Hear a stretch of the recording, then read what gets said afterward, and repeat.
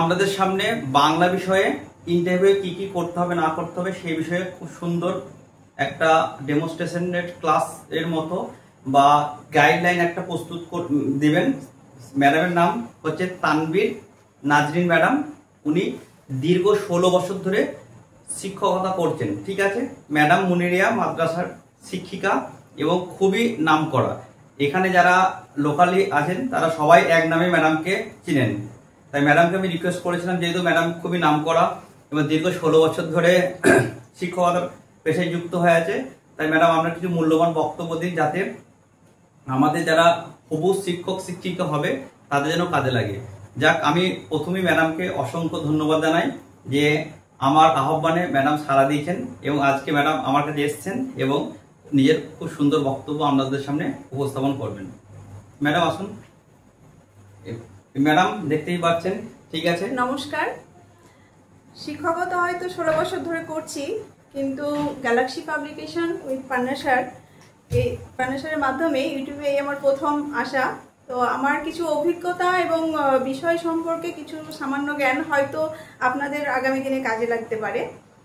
দেখুন, যখন ইন্টারভিউ দেবেন ঠিক আছে, বা আপনাদের যেটা বরাদ্দ নাম্বার আছে যে ইন্টারভিউর জন্য 10 নাম্বার, ডেমো ক্লাসের 10 নাম্বার, সেইভাবে আপনাদের প্রিপারেশন নিয়ে যেতে হবে।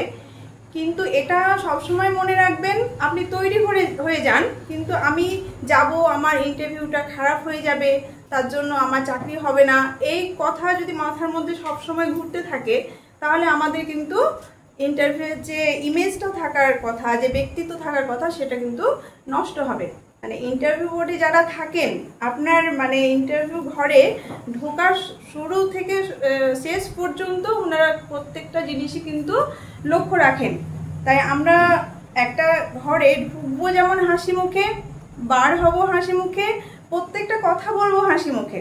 আর আরেকটা কথা হচ্ছে, ওনারা কোশ্চেন করবেন, প্রথমেই ম্যাক্সিমাম ভালোই হন, সবাইকে একটু পজিটিভ মাইন্ডেরই লোক থাকেন, এবং আমাদেরকে যখন ওনারা কোশ্চেনগুলো করবেন, আমরা সবসময় চেষ্টা করব যিনি কোশ্চেন করছেন 4 জনের মধ্যে তার দিকে তাকিয়ে চোখে চোখ রেখে কথা বলার চেষ্টা করব, এবং মুখে সবসময় হাসি থাকবে।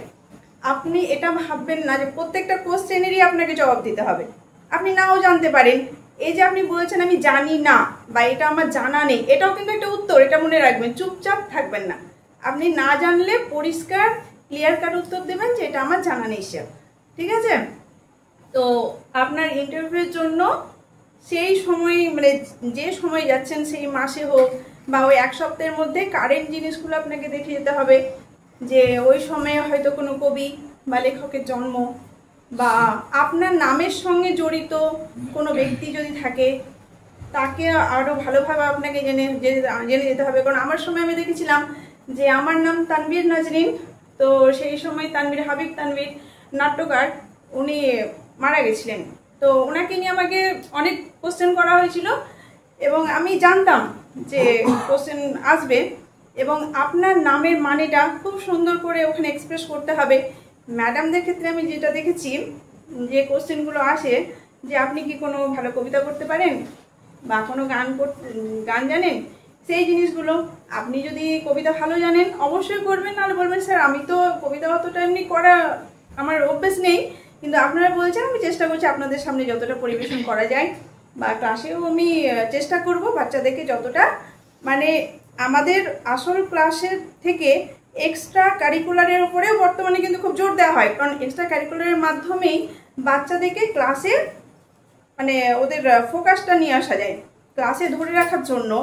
প্রথমের বাচ্চাগুলো হয়তো শুধু পড়াশোনার মধ্যে ব্যস্ত থাকে, কিন্তু পেছনে কিছু বাচ্চা থাকে তারা কিন্তু মানে ওই জিনিসগুলোর মধ্যে এনগেজ না রাখলে, প্রথমেই যদি আপনি গিয়ে ক্লাসে গিয়ে বক বক করতে শুরু করেন যে শুধু পড়া নিয়ে, ওরা কিন্তু অ্যাটেনশন দেবে না।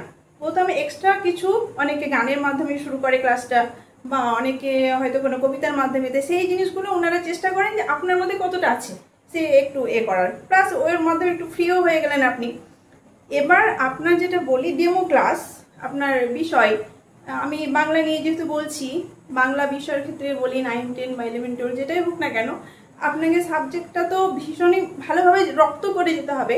কিন্তু ব্যাপার হচ্ছে পুরো বিষয়টাই আপনাকে তুলে ধরতে হবে সেই 5 মিনিট কি ম্যাক্সিমাম 6 মিনিট, মানে টোটাল আপনাকে 10 মিনিট টাইম দেবে, এটা আপনাকে ধরে রাখতে হবে। ঠিক আছে, সাবজেক্টগুলো খুঁটে খুঁটে পড়ে যাবেন এবং আপনাকে এটা হয় অনেক সময় যে আপনার চয়েসের কোনো বিষয় থেকে আপনাকে বলতে বলা হলো। ঠিক আছে, তো চয়েসের বিষয় যখন বলবেন, আপনি বললেন, পড়াবেন হয়তো অল্পই, কিন্তু ওখান থেকে তারপরে যে বিষয় টপিকের উপরে আপনি পড়াচ্ছেন সেইটার উপরে আপনাকে কিছু ব্যাক কোশ্চেন কিন্তু করা হবে। তো সেইটা তার একটা হয়তো যেমন অভিষেক পড়াচ্ছেন মাইকেল মধুসূদন দত্তের, তো সেই অভিষেক ওর যে পূর্ব পাঠ সেইটাও আপনাকে কিছুটা ধরতে হবে। ওর যে 9টা স্বর্গের প্রথম স্বর্গ থেকে আমরা অভিষেক নিয়েছি এবং পুরো জিনিসটা ওখানে যে রাবণ অন্যান্য রামায়ণের কাহিনীর থেকে একটা আলাদা চরিত্র, সেইখানে অল্প সময়ের মধ্যে ওরও শুরু করে তারপরে আমরা অভিষেকে মূল ধারণায় গিয়ে ওটা বর্ণনা করতে শুরু করব। এরকম ব্যাপারগুলো, বা আপনি হয়তো নদীর বিদ্রোহ পড়াচ্ছেন, তো নদীর বিদ্রোহ পড়াতে গেলে আমাকে একটা পরিবেশ সৃষ্টি করতে হবে।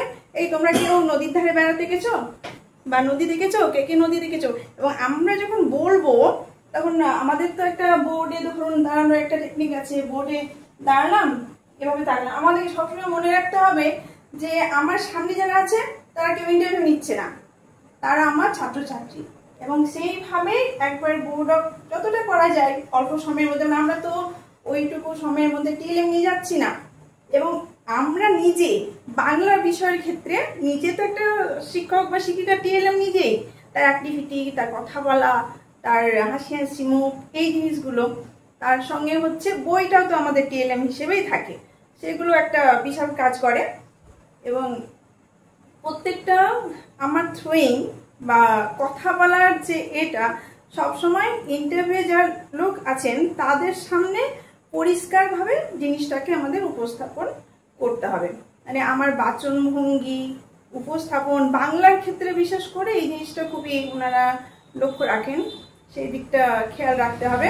আর একটা বলি, হ্যাঁ, ব্যাকরণগত বিষয়, ব্যাকরণের ক্ষেত্রে যেটা হচ্ছে সেটা শুধু 9-10 যে আপনি থেমে থাকবেন তা নয়, 5 থেকে শুরু করে সবটাই আপনাকে ভালোভাবে জেনে যেতে হবে।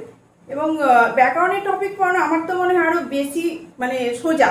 আপনি যখন কারক পড়ান তাহলে কারকের ক্ষেত্রে এভাবে শুরু করতে পারেন যে, বা একটা ফ্যামিলি পরিবারকে যে মানে মেনটেন করেন তাকে কি বলা হয়, বাড়ির যিনি প্রধান, তো বাড়ির প্রধানের সঙ্গে অন্যান্য সদস্যদের কি হয়, একটা সম্পর্ক থাকে, তাই তো, এভাবে আমরা জানি।